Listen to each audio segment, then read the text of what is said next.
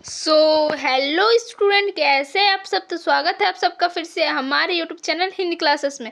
तो जैसा कि जानते हैं, हमारे चैनल में आप लोगों के लिए धाकड़ सी तैयारी होती है। ठीक है, आप लोगों को सारा कुछ दिया जाता है हमारे ही चैनल पर, जो कि जिसमें हम लोग क्लास 7 से लेकर 12 तक बच्चों की हेल्प करते हैं। ठीक है, तो आज इस वीडियो में हम लोग फाइनल बोर्ड एग्ज़ाम के अब उसमें भी ज़्यादा टाइम नहीं है। ठीक है, तो उसको देखते हुए आज हम लोग कुछ इंपॉर्टेंट क्वेश्चन लेके आ गए हैं। ठीक है, जो कि आप लोग के फाइनल बोर्ड एग्जाम के पॉइंट ऑफ व्यू से बहुत ज़्यादा इंपॉर्टेंट होने वाला है। तो वीडियो को आप लोग शुरू से लेके अंत तक देखिएगा। आप लोग का जो एग्ज़ाम है वो 25-26 में होने वाला है। ठीक है, तो उसके लिए वेरी वेरी वेरी इंपॉर्टेंट रहने वाला है। ये क्लास 9 के लिए रहने वाला है। अगर आप लोग कमेंट करते हो तो हम लोग हर एक क्लास के ऐसे वीडियो लाना चालू कर देंगे। ठीक है, बस खाली आप लोगों को कमेंट में आके बोलना है कि हमें वीडियो चाहिए। ठीक है, और आप अपना क्लास भी लिख दीजिएगा कि आपको कौन सा क्लास का वीडियो चाहिए। तो अगर चैनल पर न्यू है तो चैनल को सब्सक्राइब कर लीजिए, और अगर वीडियो को अगर आप ठीक है, अपने फ्रेंड्स को भी शेयर कर दीजिए। ठीक है, तो चलिए वीडियो को शुरू करते हैं, और वीडियो को हाइप करना मत भूलिएगा। तो क्या बोल रहा है, मिल्क है। मिल्क क्या है, लिक्विड है या फिर ठोस है या फिर गैस है या BEC है। तो क्या है, सब जानते हैं। दूध क्या है, एक तरल पदार्थ होता है, द्रव होता है, लिक्विड है। गैस के कणों के बीच आकर्षण बल कैसा होता है। तो गैस के जो कणों के बीच आकर्षण बल सबसे कम होता है। सबसे अधिक होता है आकर्षण बल किसमें, ठोस में। फिर उससे कम होता है द्रव में। उससे सबसे कम जो होता है तो वो गैस के कणों के बीच होता है आकर्षण बल। Option number B is correct. ठीक है, 2 जाएगा। तो अब 3 नंबर क्वेश्चन क्या होता है, बर्फ का एक टुकड़ा जल की सतह पर तैरता है, क्यों क्यों तैरता है जल। अब बताइए कौन ज्यादा भारी होता है। अब देखते हैं, इसका ऑप्शन पढ़ते हैं। यह जल से भारी होता है इसलिए तैरता है, नहीं। बर्फ और जल का घनत्व समान होता है, ऐसा कुछ नहीं है। बर्फ जल से हल्का होता है, या फिर बर्फ का घनत्व जल से अधिक होता है। तो इसका जो हो जाएगा आंसर आपका कौन सा हो जाएगा, ऑप्शन नंबर ए हो जाएगा। क्या हो जाएगा, यह जल से भारी होता है इसीलिए तैरता है। कौन भारी होता है, आपका बर्फ। ठीक है, तो नहीं, सॉरी, मैं भी क्या बोल रही हूँ। ऑप्शन नंबर 3 का आपका हो जाएगा, बर्फ जल से हल्का होता है। तो बर्फ तैरता क्यों है, जो हल्का होता है वो तैरता है ना। आप कभी पानी पर कुछ चीज़ फेंक के देखिएगा, जो बहुत ज़्यादा हल्का होता है जैसे कि प्लास्टिक वगैरह, जब तक उसके अंदर पानी नहीं जाएगा तब तक वो पानी के अंदर कभी नहीं जाएगा। अगर उसमें पानी वो एब्जॉर्ब कर लेता है फिर वो नीचे चल जाएगा, वो बात अलग है। लेकिन वो जैसे आप कोई कुछ भी अगर फेंकते हैं पानी में, तैरने लगता है वो। ठीक है, तो ऐसे ही तो बर्फ क्या होता है, पानी से हल्का होता है इसीलिए ये तैरता है। गर्म करने पर गैस का आयतन क्या होता है, बढ़ता है, घटता है, अपरिवर्तित रहता है, या इनमें से कोई नहीं। तो इसका हो जाएगा ऑप्शन नंबर ए, बढ़ता है। जैसे ही हम गैस को गर्म करेंगे तो उसका आयतन बढ़ता है। निम्नलिखित में कौन कपड़ा गर्म के समय में अधिक आरामदायक होता है। कौन सा कपड़ा गर्मी के टाइम में आरामदायक होता है। तो हम लोग कॉटन, सूती का कपड़ा बोलते हैं ना, गर्मी के दिनों में पहनना चाहिए, उसमें गर्मी कम लगता है। ठीक है, प्रोटॉन कौन है। ठीक है, प्रोटॉन कण क्या है, ऋणावेशित होता है या धनावेशित या आवेशहीन होता है, या इनमें से कोई नहीं। तो प्रोटॉन जिसमें प्लस चार्ज होता है उसको प्रोटॉन, न्यूट्रॉन में आपका 0 होता है, कोई चार्ज नहीं होता है, और इलेक्ट्रॉन पे होता है माइनस चार्ज। तो प्रोटॉन पे प्लस चार्ज, धनावेशित होता है, वो पॉजिटिवली चार्ज होता है। परमाणु भार बराबर होता है, किसके बराबर होता है परमाणु भार, N P या फिर N+P। एटॉमिक वेट वो N+P के बराबर होता है। ठीक है, ऑप्शन नंबर सी, मतलब नंबर ऑफ प्रोटॉन और नंबर ऑफ न्यूट्रॉन्स के बराबर होता है आपका एटॉमिक वेट। फिर क्या बोल रहा है, परमाणुओं के नाभिक में कौन सा कण उपस्थित होते हैं। परमाणुओं के नाभिक में बोल रहा है कौन सा कण स्थित होता है। तो क्या होता है, प्रोटॉन प्लस न्यूट्रॉन जो होता है वो परमाणु के नाभिक, ठीक है, न्यूक्लियस में प्रेजेंट होता है, किसके, एटम के। और इलेक्ट्रॉन जो होता है उसके चारों ओर इस तरह से चक्कर काटते रहते हैं। ठीक है,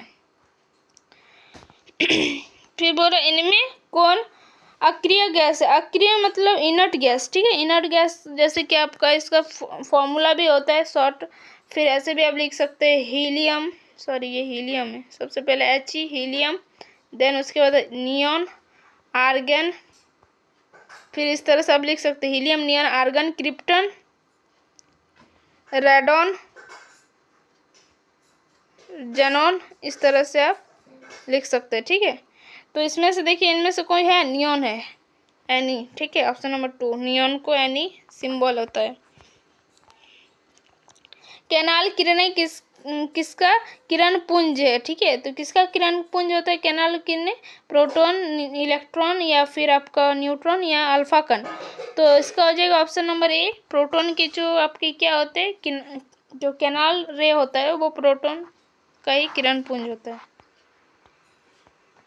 एक तत्व के समस्थानिक होते हैं आइसोटोप। समस्थानिक मतलब होता है isotope. Isotope of an elements have. तो आइसोटोप्स क्या होता है? आइसोटोप्स, आइसोबार, और एक होता है आइसोटोन। तो आइसोटोप्स में क्या होता है? डिफरेंट एटॉमिक नंबर होता है, या फिर डिफरेंट केमिकल प्रॉपर्टीज, या सेम एटॉमिक नंबर, या फिर नॉन ऑफ दिस। इसका हो जाएगा ऑप्शन नंबर ए, डिफरेंट एटॉमिक नंबर, आइसोटोप। ठीक है, तो इसमें नहीं, 11th का हो जाएगा ऑप्शन नंबर सी। ठीक है, सेम एटॉमिक नंबर होगा, एटॉमिक नंबर सेम होगा, बट देयर मास नंबर जो होता है वो उसका डिफरेंट होता है, उसी को आइसोटोप कहते हैं। ठीक है, आइसोटोप, आइसोटोन, इसको मुझे जहाँ तक लगता है इसका ऑप्शन नंबर ए ही होगा। ठीक है, आप लोग कमेंट कीजिएगा तो क्या होगा, कंफ्यूज हो रही हूँ मैं आप खुद। सोडियम का सही इलेक्ट्रॉनिक विन्यास। तो सोडियम का आपका पहले आपको एटॉमिक नंबर जानना होता है। ठीक है, तो सोडियम का एटॉमिक नंबर, सोडियम मतलब जो पीरियोडिक टेबल में वो सोडियम कितने नंबर पे आता है? तो 11 होता है उसका एटॉमिक नंबर। तो उसको 2, 8, बाहरी इसके सबसे अंदर वाला कक्षा में 2, फिर 8, 10 तो हो ही गया। अब इसके आउटर मोस्ट जो आपका ये ऑर्बिट होता है उसमें 1 इलेक्ट्रॉन पाया जाता है। ठीक है, तो 281 ऑप्शन नंबर 4 में दिख रहा है, 281। ठीक है, option number D is correct. Next question क्या बोल रहा है? किसी तत्व के परमाणुओं में 18 न्यूट्रॉन और 17 प्रोटॉन है, तत्व का परमाणु द्रव्यमान होगा। तो परमाणु द्रव्यमान को किससे डिनोट करते हैं आपको पता है? ए से। ए बराबर होता है P प्लस एन। अब प्रोटॉन का नंबर प्लस न्यूट्रॉन का नंबर, प्रोटॉन कितना है? 17, और ये जो है आपका 18, तो लिख देंगे तो 35 हो जाएगा, जो कि किसका होता है? 17, जिसका एटॉमिक नंबर। तो इसके ये किसका पूछ रहा है? परमाणु द्रव्यमान। तो 35 जो कि किसका होता है? क्लोरीन का एटॉमिक नंबर 7 होता है, उसका परमाणु द्रव्यमान मतलब एटॉमिक वेट जो होता है वो 35 होता है। ठीक है, एटॉमिक मास भी बोल सकते हैं उसको। फिर बोलते हैं क्या, यदि किसी वस्तु का विस्थापन 0 हो तो उस वस्तु द्वारा तय की गई दूरी है। अगर किसी का विस्थापन अगर 0 है तो उसके द्वारा जो तय की गई दूरी होगी वो क्या हो जाएगी? तो वो भी आपका, तो इसका हो जाएगा कौन सा? 14 का हो जाएगा ऑप्शन नंबर डी, 0 हो सकता है या 0 नहीं भी हो सकता है। ठीक है, इस तरह से आप देख सकते हैं। ओडोमीटर मापता है, ओडोमीटर क्या क्या मापता है? तय की गई दूरी को मापता है। तो ओडोमीटर दूरी का मात्रक है। 18 किलोमीटर पर आवर का वेग डैश मीटर पर सेकेंड के तुल्य होता है। कितना मीटर के तुल्य होता है? तो ऑप्शन नंबर इसका हो जाएगा डी, 5 मीटर पर सेकेंड के तुल्य होता है। किसी विशेष दिशा में कण की चाल को उसका डैश कहते हैं। तो उसका क्या कहते हैं? किसी विशेष दिशा में उसके जो कण होते हैं वो जो चलते हैं उसको क्या कहते हैं? वेलोसिटी कहते हैं, वेग कहते हैं, या तीव्रण कहते हैं, एक्सेलरेशन जिसको बोलते हैं, या चाल, स्पीड, या इनमें से कोई नहीं। तो 17 का हो जाएगा ऑप्शन नंबर ए, वेलोसिटी कहते हैं। ठीक है, किसी विशेष दिशा में कण का जो चाल होता है उसकी वेलोसिटी कहा जाता है। न्यूटन किसका मात्रक होता है? तो न्यूटन जो होता है वो किसका मात्रक होता है? तो न्यूटन जो होता है आपका फोर्स का मात्रक होता है, न्यूटन बल का। तो क्वेश्चन नंबर 19 जैसे कि आप देख रहे हैं, क्या न्यूटन के गति का कौन सा नियम बल का परिभाषा देता है? ठीक है, तो बल का परिभाषा न्यूटन के कौन सा नियम से मिलता है, तो न्यूटन के फर्स्ट नियम। अब बल का जो फॉर्मूला होता है न्यूटन के कौन सा नियम से मिलता है, आपको कमेंट करना है। ध्वनि तरंगों का चाल सबसे ज़्यादा होती है, तो ध्वनि तरंगों का जो चाल होती है वो सबसे ज़्यादा होती है ठोस में, क्योंकि जो ठोस जो होते हैं पदार्थ, उसमें क्या होते हैं, जो उसमें जो कण होते हैं वो बहुत ज़्यादा नज़दीक प्रेजेंट होते हैं, क्योंकि ठोस में जो कण होते हैं ना बहुत ज़्यादा टाइटली बॉन्डेड होते, बहुत सामने सामने होते, जिससे क्या होता है वो कंपन क्या कहते हैं उत्पन्न करती है एक दूसरे से। तो इसीलिए सबसे ज़्यादा जो ध्वनि तरंग होगा वो किस चाल जो होगा वो किस में होगा, ठोस में होगा। फिर इस तरह से आप क्वेश्चन को देख सकते हैं। क्वेश्चन नंबर 21 क्या बोला है, स्वय ध्वनि का पारस कितना है, ठीक है, स्वय ध्वनि का पारस पूछ रहा है, तो वो 0 से 20 हर्ट्ज हो जाएगा। आवृत्ति जिसको एन से डिनोट करते हैं, नहीं, इसका जो 20 टू 20,000 हर्ट्ज, ठीक है, हर्ज। तो option number B is correct. इसमें क्वेश्चन में कंफ्यूजन हो गया, सॉरी, ठीक है, ये नहीं होगा। फिर क्या, और आवृत्ति जिसको एन से डिनोट करते हैं, और तरंग दैर्घ्य जिसको लैम्डा, और तरंग की चाल जिसको वी से डिनोट किया जाता है, उसमें संबंध क्या होता है, v equals to n lambda, ठीक है। Option number A is correct. क्या बोल रहे हैं, कार्य का असाई मात्रक पूछ रहा है, तो कार्य का असाई मात्रक होता है आपका जूल। एम्पियर किसका मात्रक है, आपको कमेंट करना, ओम किसका मात्रक है, वाट किसका मात्रक है, ठीक है। तो फिर क्या बोल रहा है, सार्वत्रिक क्या है, गुरुत्वाकर्षण स्थिरांक जो जी होता है, ठीक है, उसका क्या होता है, मान पूछ रहा है आपका। जी, कैपिटल जी का मान, universal gravitational constant capital G का मान होता है 6.67 इंटू 10 माइनस क्या बोले -11 न्यूटन मीटर स्क्वायर पर केजी स्क्वायर। तो इस तरह से आप देख सकते हैं। और अगर मैं आपसे पूछूं कि कैपिटल जी, तो आप बता दिए मैं, ठीक है, लेकिन अगर आपको स्मॉल जी का मान पूछेगा तो आप क्या बोलेंगे, यूनिवर्सल जिसको क्या बोलते हैं हम लोग, एक्सेलरेशन ड्यू टू ग्रेविटी, जो कि स्मॉल जी होता है, इसका मान भी आप कमेंट में लिख सकते हैं, आप चाहे तो। देखते हैं कौन सा बच्चा कितना होमवर्क करता है, ठीक है। फिर क्या बोले, 4 धातुएं जिसमें पी क्यू आर एस के द्रव्यमान क्रमशः 5 केजी, 10 केजी, 15 केजी तथा 20 केजी है, इसका जड़त्व सबसे अधिक होगा। तो हम क्या जानते हैं कि सबसे ज़्यादा जिसका भार होगा, भार जिसका जितना ज़्यादा होगा उसका जड़त्व भी उतना ही ज़्यादा होगा। तो सबसे ज़्यादा भार क्या है, 20 केजी, तो उसका जड़त्व किसका ज़्यादा होगा, तो 20 का होगा। 20 किसके लिए, एस के लिए, ठीक है। तो एस का जड़त्व सबसे अधिक होगा। Option number D is correct. फिर निम्न में से कौन सा ये पूछ रहा है, ठीक है, तो ये फॉर्मूला होता है, ये 3 फॉर्मूलाज होता है आपका। तो इसमें से एक फॉर्मूला दिया है, तो ये होता है v square minus u equal square equals to 2as, ठीक है। तो इस तरह से आप देख सकते हैं। तो आप देख सकते हैं ये तीनों फॉर्मूला जो है आपके लिए इंपॉर्टेंट रहने वाला है, ठीक है। तो आप इसको याद कर लीजिए कि ये एक फॉर्मूला को ही बार बार घुमा के दिया है, लेकिन इसमें से आपको तीनों में से आपको न्यूमेरिकल भी पूछ सकता है आपके एग्जाम में, या फिर आपको क्या कर सकता है, ऐसे ही घुमा के क्वेश्चन भी पूछ सकता है कि कौन करेक्ट फॉर्मूला है। तो आप ये तीनों याद कर लीजिए। एक होता है v equals to u plus a t, दूसरा फॉर्मूला है कब आपका v square minus u square equal to 2as, एक होता है s equal to u t plus half a t वो स्क्वायर। अगर आपको नहीं समझ में आ रहा है वी यू क्या है तो मैं बता दे रही हूँ, एक आपका फाइनल वेलोसिटी है, एक आपका इनिशियल वेलोसिटी है, एक्सेलरेशन जो है वो ए है, टाइम आपका टी है, और डिस्प्लेसमेंट जो है आपका वो आपका एस है, ठीक है। इस तरह से आप सारी चीज़ों को फाइंड आउट कर सकते हैं। फिर बोल रहा है आत्महत्या की थैली कहा जाता है या फिर कहलाता है। आत्महत्या की थैली किसको कहते हैं, तो राइबोसोम को आत्महत्या की थैली कहा जाता है, sorry lysosome confuse, sorry lysosome को आत्महत्या की थैली कहते हैं, राइबोसोम को प्रोटीन फैक्ट्री कहते हैं, ठीक है। और अगर पूछा जाए कि क्लोरोप्लास्ट कहता है, क्लोरोप्लास्ट क्या करता है, तो ये पत्तियों को हरा रंग प्रदान करता है, ठीक है। और केंद्रक तो आप लोग जानते ही है, न्यूक्लियस, ठीक है ना, उसमें आपका होता है जेनेटिक मटेरियल, जिसको जैसे कि डीएनए आरएनए। कोशिका की खोज किसने की, तो कोशिका की खोज आपकी रोबोट हुक ने किया था, ठीक है, रोबोट हुक। और कब, सन कितना में किया था, तो 1665 ईस्वी में भी आप याद कर सकते हैं। अगर फिर आप जीवित मृत ये अलग चीज़ होता है, ठीक है। पहले आपको अगर कोशिका की खोज की जाए तो रोबोट हुक मिलेगा, तो आप रोबोट हुक भी मार सकते हैं। जीन बने होते हैं तो क्या होता है, डीएनए के खंड से फ्रेगमेंट ऑफ डीएनए, छोटे छोटे जो जीन बनते हैं वो डीएनए के फ्रेगमेंट से ही मिलकर बने होते हैं।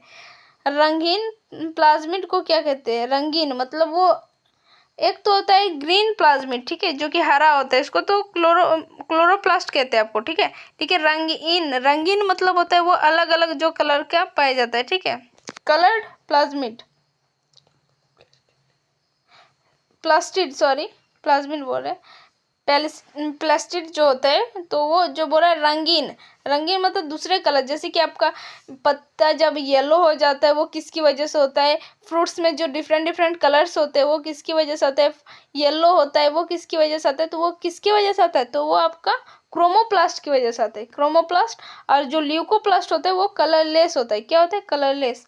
फिर बोलता है ब्लड क्या है, रक्त क्या है? तो ये एक तरल संयोजी ऊतक है, लिक्विड कनेक्टिव टिश्यूज है, ठीक है। Option number A is correct. और 30 का ऑप्शन नंबर सी हो जाएगा, जैसे कि आप बता चुके हैं मैं आपको। और क्या बोल रहा है? रतौंधी कैसा रोग है? तो रतौंधी जो होता है विटामिन ए की कमी से उत्पन्न होने वाला रोग है, तो इसका हो जाएगा option number D is correct, ठीक है। क्या बोल रहे? कर्क कोशिका में पाया जाता है, तो कर्क सेल में क्या प्रेजेंट होता है? तो सुबेरिन प्रेजेंट होता है, सुबेरिन, ठीक है। ना ही लेटेक्स, ना ही सेलुलोज, ना ही लिग्निन। फिर कह रहे शरीर का बाहरी और भीतरी रक्षक आवरण बनते किसके बने होते हैं? वो एपिथेलियल टिश्यूज के बने होते हैं। कौन? शरीर का बाहरी और क्या भीतरी रक्षक। फिर क्या बोल रहे? एनीमिया नामक बीमारी किस पोषक तत्व की कमी से होता है? तो पोषक तत्वों में तो आपका आ जाएगा जैसे कि आयरन, आयोडीन, कॉपर, ये सब। लेकिन अब एनीमिया कमी किसकी कमी से वजह से होता है? रक्त की कमी। हमारे रक्त में क्या पाया जाता है? तो आयरन पाया जाता है। तो यही बोल रहा है कि आयरन की कमी से हमारे क्या होता है? एनीमिया नामक बीमारी होती है। फिर बोल रहे एक दीर्घकालिक रोग है। दीर्घकालिक रोग मतलब जो लंबे समय तक चलता है, ठीक है, जो जल्दी ठीक नहीं होता है, तो वो एक्जिमा होता है। क्या होता है? एक्जिमा। मलेरिया वगैरह तो आप ट्रीटमेंट करके ठीक कर सकते हैं, कफ ये सब तो जल्दी ठीक हो जाने वाला है, लेकिन जो आपका एक्जिमा होता है वो बहुत लंबे टाइम तक रहता है, ठीक है। फिर बोल रहे वायुमंडल में कार्बन डाइऑक्साइड के बढ़ने का संबंध है। वायुमंडल में कार्बन डाइऑक्साइड क्यों बढ़ रहा है? ठीक है, तो समुद्र तल के उठने से, तो समुद्र तल के उठने से, तो क्या है? राइज इन सी लेवल, ठीक है। फिर बोल रहे पौधे जिन पदार्थों का संश्लेषण करते हैं वो क्या कहलाते हैं? जिन पदार्थों का संश्लेषण करते हैं वो क्या कहलाते हैं? तो वो बायोकेमिकल्स कहलाते हैं, ठीक है। Option number A is correct. Malaria का रोग वाहक है। मलेरिया का रोग वाहक कौन होता है? मलेरिया किसके द्वारा फैलता है? तो मच्छर। उस मच्छर का नाम आपको पता है? आपको नहीं पता होगा। उसका नाम होता है फीमेल एनाफिलीज मॉस्किटो। अगर जब आप इस 12 में जाइएगा तो इसका आपको लाइफ साइकिल पढ़ना पड़ेगा, ठीक है, मलेरिया का। बायो के स्टूडेंट होंगे तो वो देखेंगे, जो बायो लेंगे आगे जाके। फिर कहते हैं वे प्राकृतिक पदार्थ जिनका उपयोग मनुष्य अपने जीवन यापन एवं विकास के लिए करते हैं क्या कहलाते हैं? तो उसे प्राकृतिक संपदा कहते हैं, ठीक है। प्राकृतिक पदार्थ के बारे में पूछ रहा है, जो हम लोग यूज करते हैं जीवन यापन के लिए और अपने विकास के लिए, तो उसको हम लोग प्राकृतिक संपदा कहते हैं, जो हमें नेचुरली मिला है, नेचुरल रिसोर्सेज भी बोल सकते हैं। तो बस आज के लिए इतना ही। फिर मिलते हैं फिर मिलते हैं एक नए वीडियो में, ठीक है। तब तक के लिए बाय बाय, टेक केयर, जय हिंद, वंदे मातरम। हाँ, और अभी आप लोग एग्ज़ाम में और ज़्यादा टाइम नहीं है, तो आप लोग अपना पढ़ाई में जुट जाओ, ठीक है, क्योंकि अब एग्ज़ाम आने वाला है आप लोग का, बोर्ड एग्ज़ाम। Okay bye.